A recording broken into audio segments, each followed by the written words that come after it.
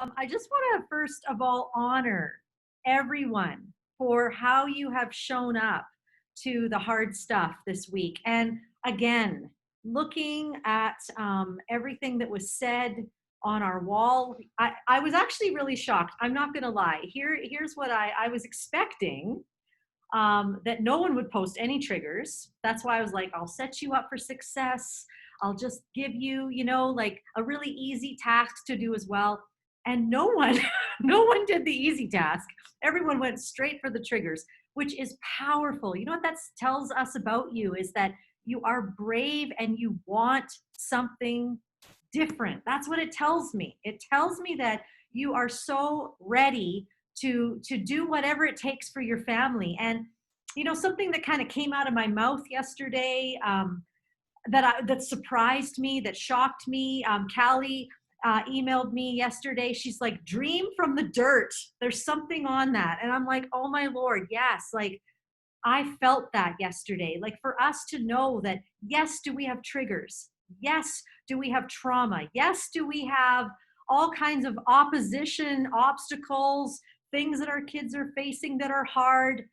But we can dream from the dirt. And I loved what Sally told us yesterday about noticing triggers, emotional regulation, learning to breathe. I loved that. And then day one, Shelly talking about coming in through the back door, noticing what's underneath behavior. I mean, this is stuff, this is powerful stuff. And I'm getting kind of rocked over here myself. So I just want you all to know that we're in this together. And as you've been writing the things that are on your heart and the vulnerability and the bravery that you have been showing on the wall, I am just very honored to walk alongside of every single one of you. And I was just talking to our team this morning. And when I say talking to our team, Amanda knows this. We voice message each other because we aren't in a physical place. In fact, Sally is in Edmonton. Amanda and Kristen and I and Shelly, we're all in Calgary, and Fiona is in Vancouver. So we are not even all in the same city. So we voice message each other. And I was just sharing with the team. I said, what an opportunity this week it is to come alongside and serve you. This honestly fuels my soul to just come alongside and serve you the best we can with what we have. I'm just thrilled. And so today, oh, and hi to Stacy. I just noticed that that's great. I'm glad. There was a couple of men who emailed me and said, "Are there any dads in this group?" And I said, "Well, yes, they're hiding." Because they're scared of all of us women. No, I'm just kidding. They're not scared. I noticed that Jeff Wong, he was posting on there yesterday. I was so proud of that. That was great. Like we need the men. We want the men here. We want the dads because a lot of the resilience research that I have done has really shown that when dads show up, things change. And I'm not when mamas show up, because some of you are doing this alone. I want to say it doesn't mean that your kids aren't going to make it because they don't have the other half living with you. No, no, no, that is not true. In fact, there are studies that show that kids who come from single parent families, who are dreaming from the dirt, who are making the intention, who are doing everything they can to be the parent their kid needs, that doesn't make a difference. So don't, like, please don't hear what I'm saying. So, but what I also want to make sure is that dads know that they're welcome, because men, we need you to step up. And I'll leave it at that. So I am really excited today because not only do we have one guest, we have two, and you'll see them here. But our first guest is Amanda. Now, Amanda works with us at the Brave Parent Institute. She is our health coach. Now, you might think, wait a minute, like, okay, you have a counselor. That makes sense, okay? Because people, as you know, like with your triggers, I also want to mention just very quickly, if anyone was triggered so much, because sometimes talking about triggers can be, if I could use the term, triggering. You might need somebody to walk you through that. I'm not a psychological professional, but we have one. And so if you need to see Shelly, She is always available. However, if 100 people messaged her today, we would be in trouble. So if you have your own resources, if you have your own counselor, or if you have your own support system, please reach out. It really is important to take care of our mental and emotional health. And that's what those professionals are there for. So I just want to put that out there. So I know it makes sense to have a counselor. It makes sense to have a connection coach, somebody who will teach you how to connect with your kids when you don't know how to. And we have noticed in our Brave Parent Institute, we've noticed that parents want to connect. How many of you would say, yes, I want to connect with my kid? But the how do I do that? How do I do that? When I was reading one of the posts, how do I do that when I walk into the room and there's the mess everywhere, and I am the only one? Like I'm the one now who has to clean up all this mess, and no one's really noticing me, no one's hearing me. How do you how do you connect at that point? That's what Sally is. She is a connection coach. She helps with that. Now we have a health coach. This is why we have a health coach, because we believe in a holistic approach to parenting. You are not just a parent, you are a person. You are a person with dreams. Yesterday, a lot of what we talked about yes, it was about emotional regulation so we can parent, noticing our triggers so we can parent, but also noticing your triggers so that you can become again. You can become the person that you are. Because when you become the person who you're created to be, you will be the best parent ever. You will be the right parent for your child. You know that you can show up and do hard things. And so the health coach, the reason for the health coach is because our bodies often keep the score of trauma. And so movement becomes important. Some of you, if I say the word exercise, you're going to need to go and like wash your face. You are like, no, I don't, what is this word you're talking about? It should be a 4-letter word. So we don't use the word exercise. We use the word movement. Movement releases trauma. It allows us to become again. I don't want to steal Amanda's thunder. So all of that to say that we really do believe that movement is important. What we put in our bodies is important. But what I love about Amanda is that she also has a personal story of why that's important and how that's affecting her parenting. So again, we always tie it back to real life experience. It's not about somebody who's coming in with theories. Again, you know by now on day 3, you know what I think of. Here's your top 3 here's your top 3 goals of trying to manage your children's behavior. If that was going to work, it would have already. You've read the books. I guarantee you've read a book. I guarantee you've listened to a podcast. You've done some research. You've seen a counselor. You've talked to your child's teacher. So enough, those things are important, but what I call those things is the 20% of the results you want for your life and for your family. Those things are good. Counseling, meds, reading books, strategies, tools, they're good. But what we're missing in society and what we're missing in culture is the 80%. So you wonder why you're floundering around. Why can't I get this kid just to get their bloody shoes on? Why can't I do that? Because we're missing the 80%. And so what we do with the Brave Parent Institute is we focus on the 80%. And we add a little 20% in there just for fun too, because we are all about that. So Amanda, take it away. Talk to us. Tell us your story. Share your heart. Awesome. Well, I want to say thank you so much to Connie for having me. This is truly an honor. It took me a long time to open up and share my story, and Connie has just kind of helped to continue to pull it out of me. And so it is really such an honor to be able to share with you today. So thank you, Connie, for allowing me this opportunity to share from my heart. So yeah, like Connie said, I am the health coach with the Brave Parent Institute, and it's been just amazing to watch some of these ladies and their transformation journeys, and to help be a part of that has been a huge blessing.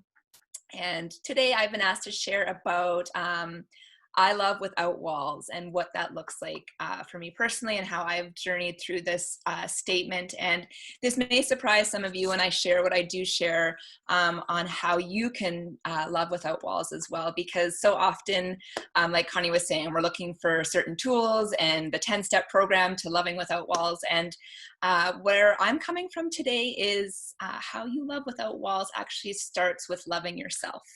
And for some of you, talk about triggers.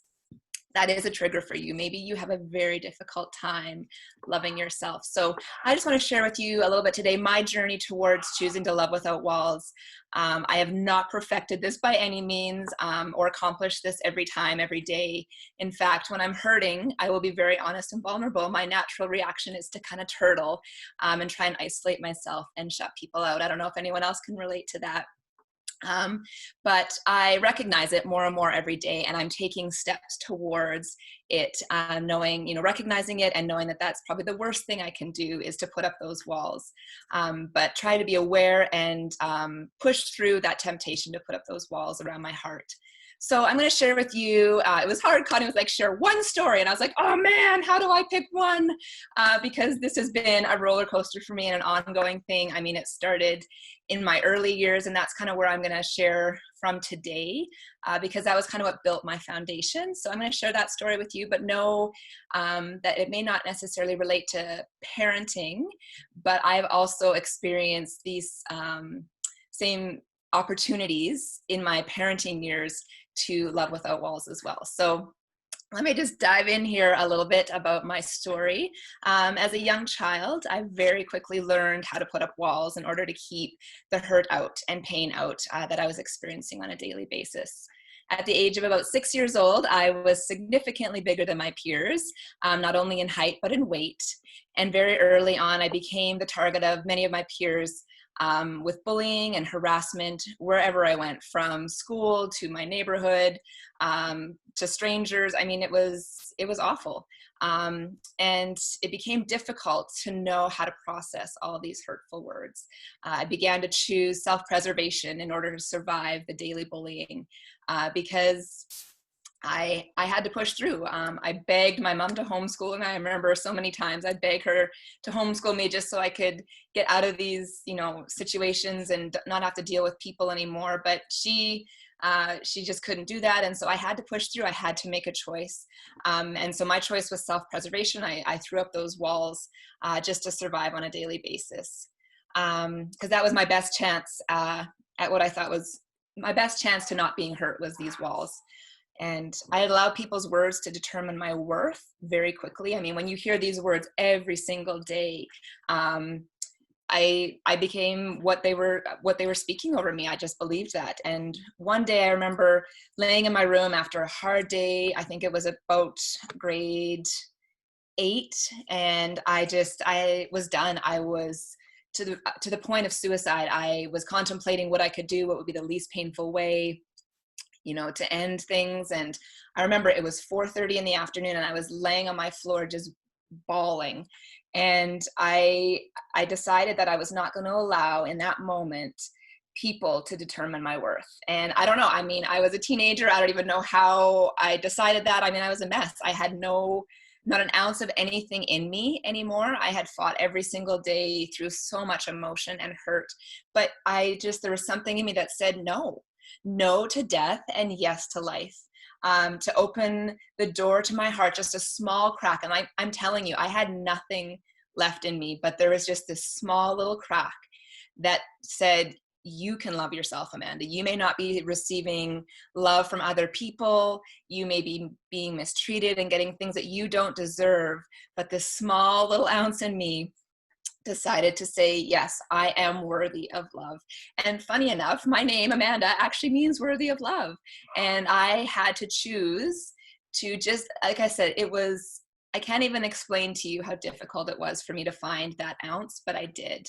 And I thought that maybe loving myself and trying to get healthy and choosing life might be the very thing that I needed just to move forward. So I began my journey, and I'll tell you right now, I had so many hard days. I felt hopeless. And I felt that this whole journey felt pointless. I didn't feel worthy of love a lot of days and acceptance because the bullying didn't stop. I decided to take this health journey, but I was still receiving so much bullying and difficult times. And it was hard. It was really difficult for me to care for myself because of this. But you know what? I made a commitment to myself. Through when I started my journey, I was choosing life and to take care of myself. And I was going to show up every day, and I was going to move for a few minutes a day and make better choices with what I ate. And I was not going to let myself down. I've been let down by others my whole entire life. I've experienced so much disappointment, but I was not going to disappoint myself. I can't tell you what pushed me most of my days other than I just knew deep down in my heart my why. I knew that because I wanted a better life for myself. That was my why. I knew that I wanted to live. Even though I had to overcome a lot of dark days, I wanted to live. I was a young person. I had a lot to live for. I wanted to be a mom one day. I wanted to be a wife, and I wanted to love myself I wanted to love and be loved. And what I didn't know in the beginning was how hard it was going to be for me to truly love myself.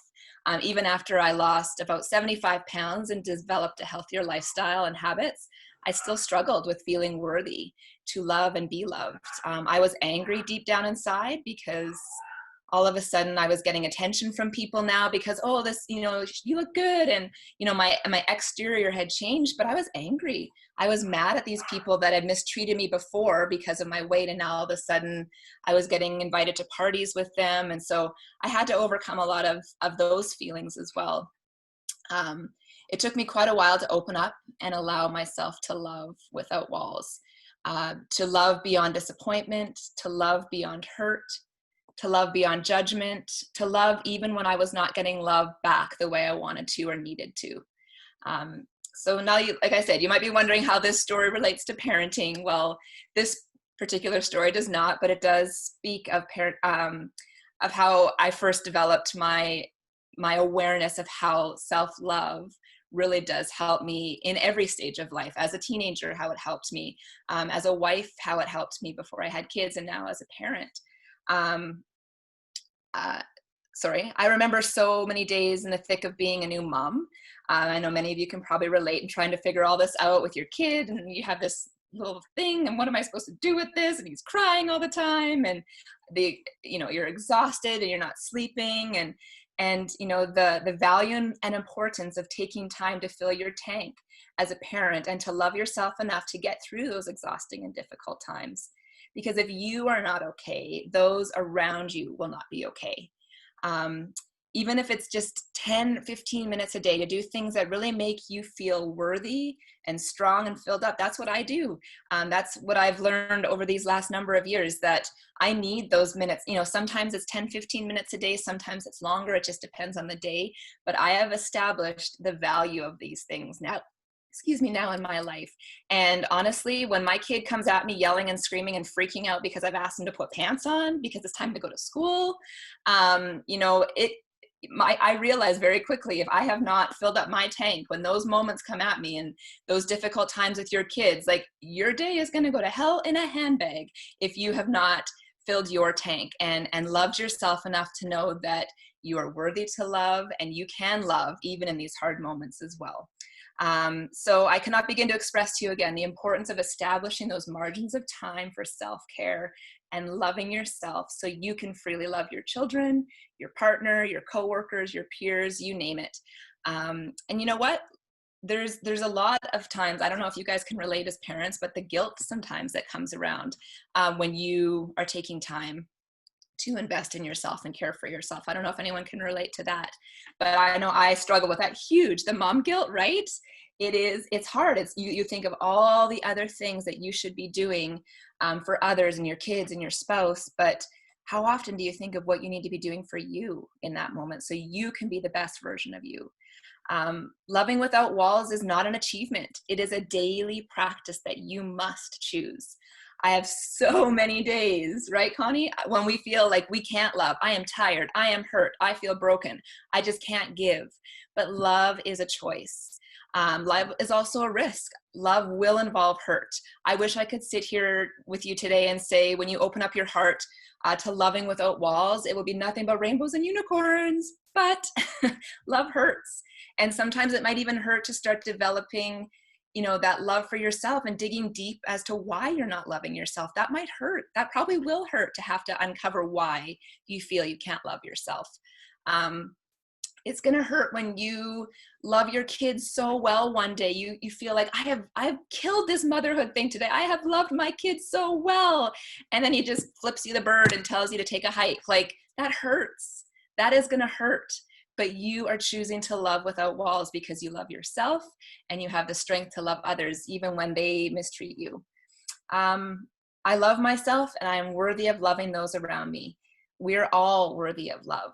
What happens when you put up walls when you are hurt to keep yourself from being hurt again is those same walls make it impossible for you to extend love out to anyone freely, to your kids and to your spouse. So that is kind of my story. That is, in a nutshell, how I kind of have come to value loving without walls and what it means to love myself first so that I can freely love others, and especially my kids and my spouse.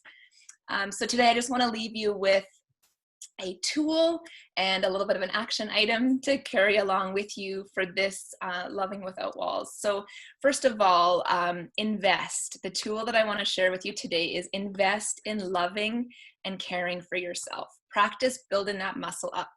And I use this analogy all the time with my kids because I feel like they get it. We practice as much as we can physical activity as a family, and they see me do this all the time. This is what I do. I'm a personal trainer. And so I use muscles as an analogy. And even last night I was talking to my son, who's having a really tough time with anxiety right now in school. And, I said, buddy, we've got to choose to build up our muscle, our choice muscles. Like, you look at a bodybuilder, he doesn't lift a weight for 10 minutes one day and then bam, he's got these instant muscles. Like, that would be amazing if it worked that way, but it doesn't. If you're building a muscle, it takes time. And there's times when you're so sore after using weights and building those muscles. But every time you choose to lift, to strengthen that muscle, you do get stronger and stronger and stronger. And so loving without walls is an investment of caring for yourself. You have to invest that time. Falling in love with yourself means taking time for self-care and doing so without the guilt that we just talked about. And I want to share with you how you can kind of differentiate and get rid of that guilt.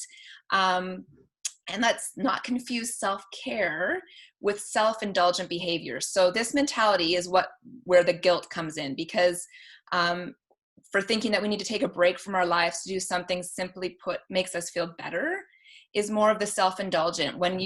Self-indulgence requires quick fixes that make us feel better temporarily, whereas self-care is really doing things for yourself that are kind, that are nourishing, things that bring you life, and that aren't these quick fixes. And that's where the guilt can be dropped, is when you are actually caring for yourself. Self-care versus these self-indulgent behaviors, these quick fixes. We can all go to the mall and drop $500 and feel great. Self-care, I just had a shopping spree. But that very quickly, you're going to realize that actually wasn't self-care. That was this self-indulgent, like quick fix kind of high, versus I just went for a 50-minute walk. So you have the time in the day to go for a nice long walk and really move your body and just nourish yourself. That is self-care. And that's where you should not feel guilty for one, but where the guilt maybe will come in from the others. So that is the tool. The tool is invest in caring for yourself.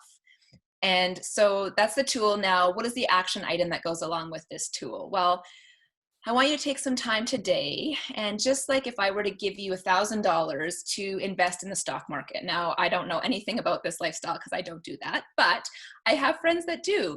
And I know that when they're going to invest their money into the stock market, what do they usually do first? They do their research. They sit down and they decide, where it is they might want to invest. They look at the trends. They look at the different things in these certain stocks, right? And like any wise person would do, obviously you're investing into something. And so what I want you to do is some soul searching today and really get to the heart of you. I want you to really ask yourself first and foremost is, do you love and care for yourself like you need?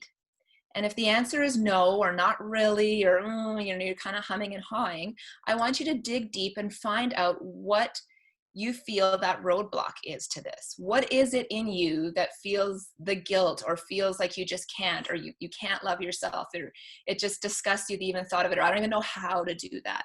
What is that roadblock for you? And then I want you to determine what it is that fills your love tank. How are you going to love yourself daily? And this is going to be different for every person, because all of us feel love differently and receive love differently. But I want you to be able to look at your schedule, look at what fills your tank, and do something realistic for yourself every single day in the form of love and self-care. Again, remembering that this is not indulgences. This is not, I love myself so much, I ate a whole bag of Lay's potato chips. No, that's not going to do it. Again, you may temporarily feel good because you satisfied that salty craving, but I can tell you very quickly that that is not self-care. Self-care, not the quick fixes make me feel better type thing, but what is one realistic thing in your life that you can do to care and love for yourself? So, obviously as a personal trainer and a health coach, like Connie said, my go-to for so many people that I encourage them to do is movement. It is finding, even 10 minutes a day to start, like start small. I am all about the baby steps and being realistic and consistent. And that usually looks like small little steps, because I've seen so many people want to tackle this health thing, in big, large, undertakings. And then very quickly they realize it's not sustainable. So I'm all about the baby steps. So my lean to for so many people is physical activity for self-care, for helping yourself to get healthy. It is movement. That's really what I encourage. There's so many benefits from your mental health to your sleep to your self-esteem to your energy levels. There's so many benefits. But I realize for some people, when you think about movement, or the nasty E word that Connie mentioned in the beginning, that doesn't feel like loving yourself or caring for yourself. So maybe you'll get there. Maybe eventually that's a goal you have, is to incorporate some movement into your life. But I have some other ideas I'll just throw out quickly for you, and maybe one of these resonates with you. Obviously, get outside and move was my number one, but number two could be maybe breathing intentionally while doing a gentle stretch on your floor. Maybe you just need 10 minutes just to kind of breathe and calm yourself. I know I've had a rough couple of weeks, again, like I said, with one of my kids. And what do I do when I get home from dragging him into the school? I breathe, I calm myself, I stretch, I do a walk. Those are all things that I know that I need to do, so that when I have to face him after school and all the negative that may come with that, I've taken time to love myself so that I can face what is coming after school. Preparing healthy fuel for your body, sitting down and really looking at some recipes. And maybe a lot of you enjoy being in the kitchen and finding something healthy to fuel your body. Another really great benefit to mental health and everything for our families that our families need is your fuel, is your diet. I hate the diet word, but diet meaning like what you're eating in a day.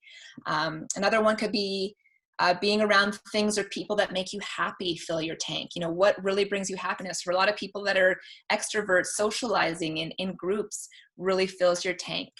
Meditating, turning up the tunes and dancing around. I know Connie will love that one.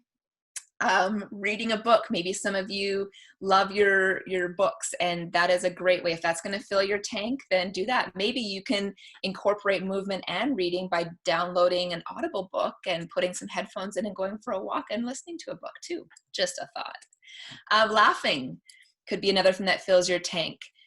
Getting enough sleep, decluttering, cuddling, or maybe you can indulge in a massage once in a while. So those, or one more, sorry, being kind to others and helping those in need. So those are just kind of a few that I've put together. Maybe one of those resonates with you as to how you can love yourself. But again, I want you to really dig deep and find out, first of all, why you feel you're maybe not loving yourself like you should. And then second of all, what is that realistic thing that you can incorporate into your life on a daily basis, as a practice, as a discipline, so that you're filling your love tank. So fall in love with taking care of yourself. Your mind, body, and soul are all connected. So when one is out of balance, everything will be out of balance. So doing at least one thing a day to care for each part of yourself. It will be different for everyone, like I said, but choose what makes you feel happy and aligned. You know, so again, if it's your mind, for mind, it's maybe affirmations and reading and learning something new, fueling your mind with knowledge, keeping it open. For your body, again, it could be walks in nature, eating a healthy diet. Your body is your only vessel and you need to nourish it properly. And for soul, you know, creating time of reflection, focusing on your insides, your soul, returning to the essence of who you are, and truly offer yourself love and acceptance for where you currently are, but for also where you truly desire to be. So loving yourself through pain and through the tough stuff. I mean, we're all dealing with tough stuff as parents, but loving yourself through those times is where your courage lives. So thank you so much for allowing me to share with you all this morning. It truly has been an honor to be here. Oh, I love it, Amanda. I love it. Who got something out of that? Say yes. Yes in the chat. If you were like, oh my goodness, that yes. We even got a hell yes. Okay. Yeah, so good. And you know what I really appreciate about you, Amanda? And I was like tearing up while you were talking because first of all, I'm just so proud of you. And second of all, I love how you come from a place. It's not about she didn't start with the list of self-care items. She started with the heart. And that is what we're about. And your story is powerful. And I love somebody had mentioned, oh, this relates totally to parenting because who you are as a parent, do you know, do you feel that acceptance and that love? Because how can we love if we aren't loved? And who's holding us? And that's always a question that I ask parents, you know, who's holding you? Because we're holding these kids. Who's got you?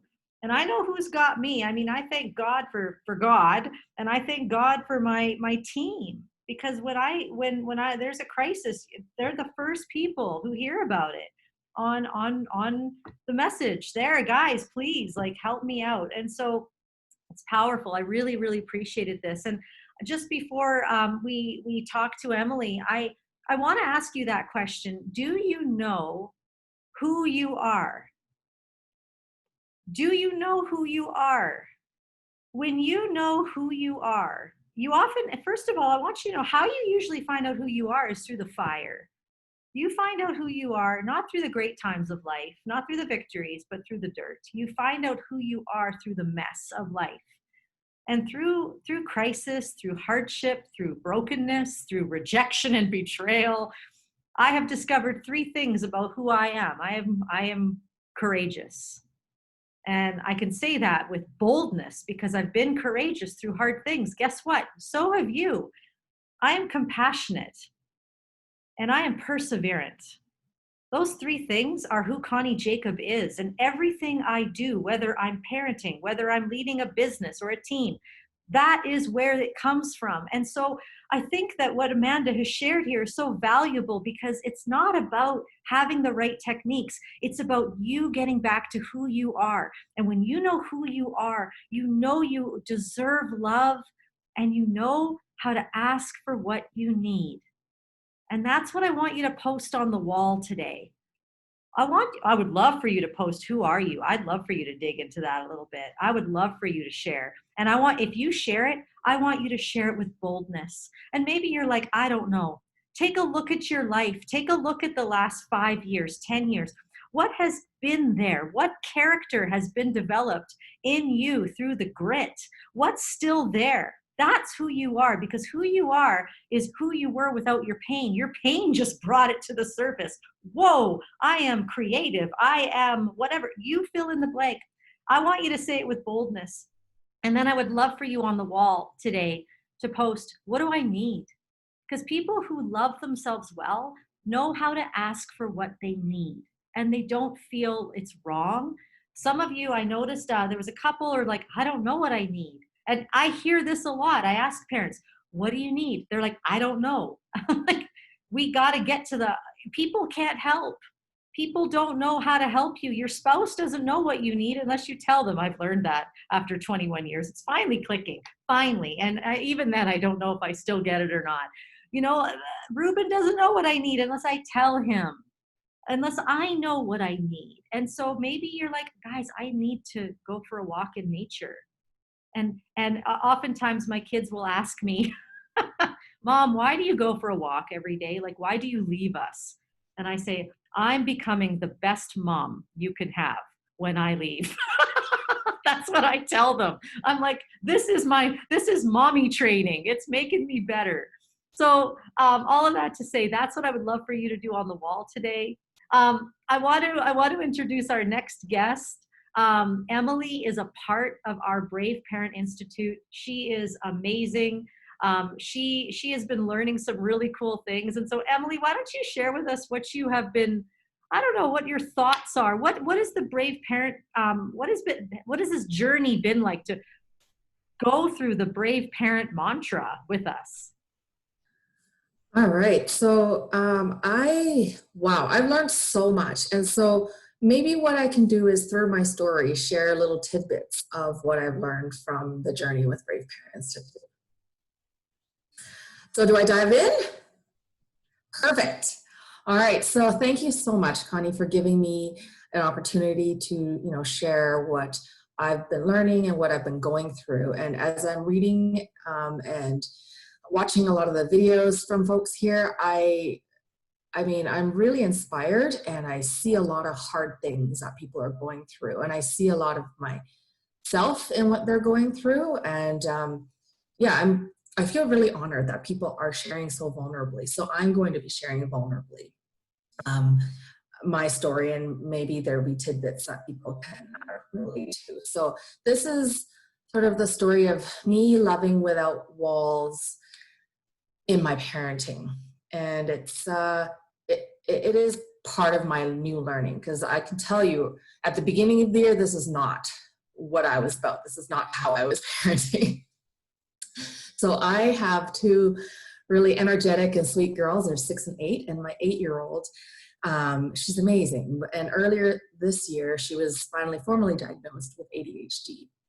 And one thing I've learned through Brave Parent Institute is that's just a label to help us with, how we support our kids. It doesn't define them as a person, and that was a struggle of my own. People in Brave Parent Institute has helped me shed. But she's been struggling with anxiety and with self-esteem quite a bit. And this year, she has tried to run away 3 times. And I'll tell you, I noticed that I handled these situations differently each time based on how I was growing and what I was learning. So the very first time she ran away was, I think, at the beginning of March. She tried to run away. And so, if people have kids this age or had kids this age, you kind of know they are really set on this concept of fairness. So what happened was her and her sister got into a physical fight, like punches were thrown, and her sister's smaller. And so we proceeded to intervene and scolded them both. And we're saying, Ava, you're bigger, you're stronger. You know this is not the right way. Like, you understand this. And so what I knew was to lecture. That's how I was raised. Words were what came out. And she was not having it. She was saying, well, Abby started the fight. I'm just defending myself. You teach me to defend myself. So she just felt like the whole situation was unfair. And here we are lecturing her. And so she ran out my front door, and she's like, I'm just going to leave so that I'm not a bother to you anymore, because clearly I'm the worst kid ever. Wow. I continued with my words. I could see she wasn't really running. She wanted a reason to stay. So that was good. I tried to explain that it's scary out there. There's traffic. You're going to be alone. How are you going to take care of yourself? And so after enough maybe scare tactics, she was convinced to stay. That, okay, we've got that handled. But over time, her emotions continued to kind of boil up inside of her, and she didn't really have an outlet, and we didn't really understand how to support her the best way. It led to her taking her anger and her frustration out on herself. She was very inwardly focused because she was learning hurting other people is not okay. So what did she start doing? She started hurting herself. So she was banging her head against the furniture and walls and bruising her head up, and she was like biting and scratching and hitting herself. And at one point, she actually cut the top of her hand with a knife, and that was incredibly scary. And then she started talking about suicide. She talked about how, you know, she wanted to kill herself because it was just, you know, there was no point in life, and we should just kill her and get rid of her because clearly she was a burden to us. And this is heartbreaking. It was really scary. And this is before I discovered Brave Parents.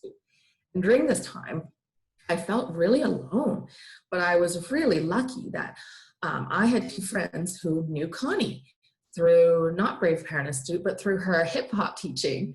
And they said, you know, Connie does work in this area, and she's releasing a book, and she tells a story about her son. And I think everyone heard her story yesterday. And so I reached out, and when I heard Connie's story through an online conference that she put on, there are people who get this, and you bring them closer when they're hurting. Like, I'd never thought about that. And so she was launching Brave Parent Institute at the time. So I immediately signed up. I said, this is what I need, because I don't have the tools. I don't necessarily have the right mindset even. I'm struggling so much. And so when I joined Brave Parent Institute, one of the most important things I learned was about connection. Like Sally said, our kids' behaviors is communication. I learned that when they're acting out, they're seeking connection. And a really amazing thing Sally taught us through Brave Parent Institute is the concept of dating your children. And it sounds kind of funny, but it's about spending one-on-one time with your child, doing something that you both can enjoy, like going out for a walk or getting ice cream. And it's especially helpful when your kids flip their lid and you're flipping your lid and you don't know what to do. And so this was something that clicked with me when my daughter tried to run away the next time. It was fast forward to June, and something triggered Ava, and it was pandemic time. All right, so she was only wearing a t-shirt, but she like bolted out my back door into the alley with no pants on, no socks on, no shoes on. It was probably quite the sight for anybody who saw her in the alley. And I had the advantage of shoes, so I managed to chase her down. She zigzagged in the alley like a rabbit would. I'm like, what are you trying to accomplish? But she was really triggered and really like just like overwhelmed. So when I caught up to her, I tackled her in this hug, and I said, I can see you're in pain, and I just want to let you know I love you. I am not going to lecture you, and I wonder if we can go out for brunch to make you feel better, because I think that's what you might need. And she was, I think, surprised by the response, like, I'm freaking out, my mom wants to take me for brunch. So she went with it, and over pancakes, she was able to calm down. And she was able to share what made her so upset, and it was that she felt so stupid and worthless because she just wasn't getting math. And pandemic schooling was really hard on her in that way. And another area where the coaches of Brave Parents Institute here really helped was Elizabeth, the principal, and Sally, the homeschooling guru, were able to help me like let go of this concept of, well, we've got to follow the school curriculum. And I threw the stupid curriculum out the door for math, and we just like focused on what my daughter was able to handle, and like that really helped. So in that case, like dating my daughter and just leaning into the love, it was magic. But like anything in parenting and life, it's kind of 2 steps forward, 1 step back at times, right? So I had sort of our scariest sort of incident happen. So we were camping near Jasper. And again, Ava got into a fight with her little sister, and she kicked her sister really hard, and like tears erupted. And then I see Ava just take off.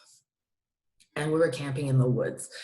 And so, you know, I thought, okay, maybe she needs some alone time. But when we couldn't spot her after a while, we started getting worried. And so it took us 30 minutes to find her in the woods. And then it took us another 20 to 30 minutes to like chase her down, because she was just in this state of complete overwhelmed, you know, like complete animal brain taking over. And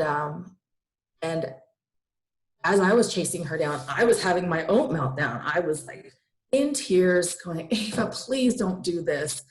And finally I managed to get her, and I managed to just like grab her in this giant hug, and she kept struggling. And I kept just saying, I love you. We love you. You're valued. Like, there's no mistake that we can't fix. And she just kept saying, I'm the worst person. I should just run away and die. And that would be better for everybody. And so there's a theme here with, you know, her feeling like she's problematic and not worthy of love. And my heart was breaking, but at the same time, I just kept speaking love over her. And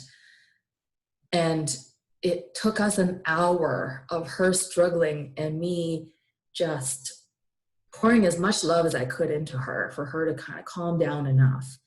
But that night we were like, we're not staying at this campground because I don't trust that she feels secure enough and she might try to run again. So we drove home 4 hours in the dark. And at that time, I was feeling pretty crushed, and I posted on the Brave Parent Institute Facebook page. And what do you know? The people there, like, they show up fast. The people just, you know, showed up with so much support.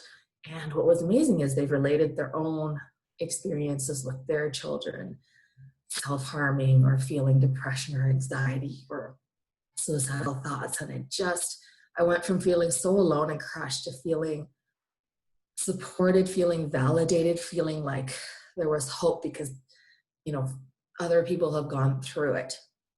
And so working things out afterwards, after that incident, I was really able to take what Connie and Shelly in the group have been able to impart on us, which is like there's something deeper, always deeper behind our kids' behaviors. And so I started looking at patterns and recognized that, well, when Ava feels like she's gone so far in making a mistake that there's no turning around, she just, you know, doesn't know where to go. She feels trapped, and we've got to be able to help her out of that. Or there's the triggers around feeling worthless and stupid with, you know, math, and also around not having friends that she felt like cared. So, you know, taking these little themes on, we started just, you know, spending more one-on-one time dating her and talking about, hey, how do you make friends and keep friends? And, you know, how do we tackle this math challenge in a fun way? And little by little, we can see her self-esteem picking up. And, you know, I'm really happy to say school has been, you know, going really well, and making friends has been great. And I want to wrap up by saying this past weekend, guess what? The girls were throwing punches at each other. And I could hear the panic rise in Ava's cries. And she was starting to feel it in herself that, oh my gosh, I did it again. And I just instantly, like, beeline for her, threw her a hug and again said, listen, I know you hit your sister and you feel terrible. I know it. You are not your actions. You are loved. We love you no matter what. This is a mistake we can fix.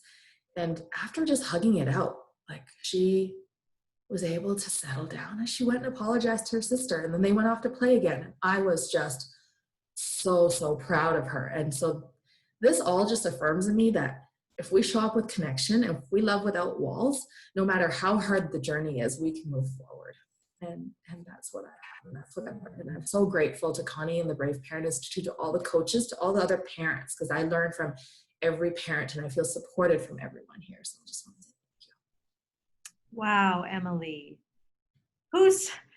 People have been saying they feel this, you know, how many of you are feeling this? Like, and we've had the beautiful privilege and honor to journey with Emily and many others, and hearing these stories and hearing the progression, hearing the victories, and hearing we're here again. I can't tell you what an honor it is to journey with you, Emily, and with the parents. And I love what you're saying here. Your daughter, you would tell her, I love you. Like, is that really enough? Is this a strategy? Like where's the top 3 goals to manage my children's anxiety? What's the number one need you have as a parent? What's the number one need that Amanda started this whole conversation off with? I needed to feel loved. I needed to feel accepted. That's what our children need. And it really is, we complicate it so much, but really what the world needs, what you need, what your kids need, is we need to know, I am worthy of love. I am a valuable person. And I deserve love. And that's what we are giving our kids, but we have to give it to ourselves first. And I've been watching you, Emily. I've been watching you grow in just love, and you're in a cool stage of rediscovering what the next stage is for you. And I just think, so many parents, I think the reason why we fumble through life is because we struggle alone. And we try to find our worthiness. And please don't hear what I'm not saying here. We try to find our worthiness in, I'm going to find my worthiness on my own. And absolutely, like Amanda talked about that. There was no one there. I mean, I know her parents. Her parents are lovely, but so our parents are there. But we have to do that hard work. But when we think about love, it really is it's a inward, it's a upward, and it's an outward. And all three things have to be there. And too many people don't have the outward. They got this. They might have a faith in something. They do the hard work. They show up for themselves. They want to take care of themselves, but they don't have the outward. They don't have safe spaces. They've been betrayed. They've been judged. And I tell you, not on my watch. Not on my watch. Not anymore. No more journeying alone. No more doing this by yourself, because I've watched Emily, people like Tina in the chat, people like Kristen, who are showing up to their lives, like Amanda talked about, how she talked about making the choice to invest. And that it's love without walls is not an achievement. It's not a little check mark. I love that, Amanda. Quote that. You should make a beautiful little quote frame out of that. It's not an achievement. It's something that we show up for. We do as a commitment. And so one of the things that we've done with creating this Brave Parent Institute is it's so that it kind of takes everything that I would have needed, in my crisis. And to be honest, I'm noticing I need it now.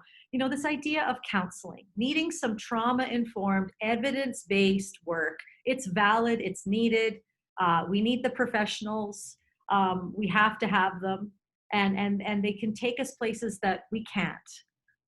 We need coaches. I wish I would have gone, when I went to a counseling session, I wish I would have had a coach with me, beside me, on my couch, because I'd go to counseling, I'd be like, yes, I've got that. Bring them closer. Sounds great. I get home, I'm like lost. I don't know how to do that. I need somebody who has some skills to walk me through. I need somebody like Amanda, to be saying, hey, are you taking care of yourself? I've got you. I believe in you. I needed someone like that. I didn't have that. And then the whole idea of community. This is just my theory, and I'm telling you, I'm noticing that it works. You put evidence-based counseling with coaching, with a supportive community, and you have Emily's story. You have victories. You're able to be more resilient than you are if you were just reading a book. I'm going to tell you, if you've read my book, if you've bought my book, that is not enough. Buying a book, reading the book, how many of you know, like, you forget half of what you read, and you don't know how to apply it. Again, it's not enough. I'm glad I wrote the book. You should buy the book. But you know what I mean? It's not enough. Like, it's not. Knowing things. I have so much knowledge in my head about what I should do when my children are anxious, but when I try those things and they don't work, man, let me tell you, I'm calling Sally up. Hey, that book is not working. My book is not working. Thank you, Marika. Buy the book. Let me feed my family. But you know what I mean? So we have decided on prizes this week for posting on the wall. The reason why we've decided on prizes that are based on what we're giving is because we're seeing that these are real needs. And so I just want to show you this really quick. I want to show you the kind of value that this prize is worth. So basically, in the Brave Parent Institute, I mean, there's a really low level, but this is worth $14,000. Are you kidding me right now? So I have a boundaries course, because I really believe that boundaries is the key to life. I really do. Connection course, you can win my book. But our monthly membership for a year is worth $900. Our private Facebook group access alone, just to have the 24/7 support, is worth $1,200 alone. Weekly group coaching, which people get for free with their membership, is worth $4,800 for the year. You know, and then you put in the once a month coaching and the 5 times the counseling and coaching mix. This is the price. This is what we're giving away. And this is who it's for. It's for people who are feeling lost and what to do with their kid. Kids with anxiety, depression, opposition, ADHD, behavioral issues. And if you just need a safe village, this is kind of who this is for, why we do it, and that's what we're giving away. $14,000 worth of stuff. And the problem is, and this is the problem, is that I found that a lot of the things that you need and I need cost too much money. And that's a barrier. It's a barrier and it's unjust. And so if you're interested, if like, let's say we give out the prizes and you're like, oh, I didn't win. Well, we have a variety of ways to make what we do accessible to you. You can just pay for a monthly membership and you can get Amanda's workout videos and you can get the private Facebook group and you can get the weekly group coaching. And that alone is, as you can see, worth a lot of money. But we make it affordable and accessible for people. And so that's what we are giving away. So if you're like, oh, she keeps talking about these prizes, you're like, holy moly, I'm going to win like $14,000 worth of stuff. Whoa. But why I didn't share that until today, because I don't want you to post on the wall because of that. I wanted you to post on the wall because you were like, this is worth investing in. I am on the journey. I am fully in, as we talked about on the first day. And what I've seen, I'm like, I know that you value what you're getting here, this free week. So I just want to honor that in you and just add the little fire of, wow, look what I'm going to be getting. I know, I'm so thrilled. So today, just to recap, because we have 1 minute left and I really believe in honoring people's time. Today's homework: who are you? Do you know who you are? Dive deep into who you are. What has pain and suffering brought out of you? What's there? What's bubbled to the surface? And you might doubt it. Don't doubt it. It's there. It's in you. And I want you to post it with boldness. And then number 2, what was number 2? Oh, what do you need? What do you need? Because those people who love themselves know that I am allowed. I'm not only allowed to say what I need, but I deserve to say what I need. And the way we say it is we love without walls. We don't demand our rights, but we speak our rights because we know we are worth something. So I want to speak this over you before we go. And I just want to say thank you for your time. I want to remind you that you're brave. You can show up when it's hard. You can love without walls, forgive when it hurts. And my friends, you're going to keep rising through the storm. Have an amazing day. And thank you so much again, Amanda and Emily. We'll see you tomorrow.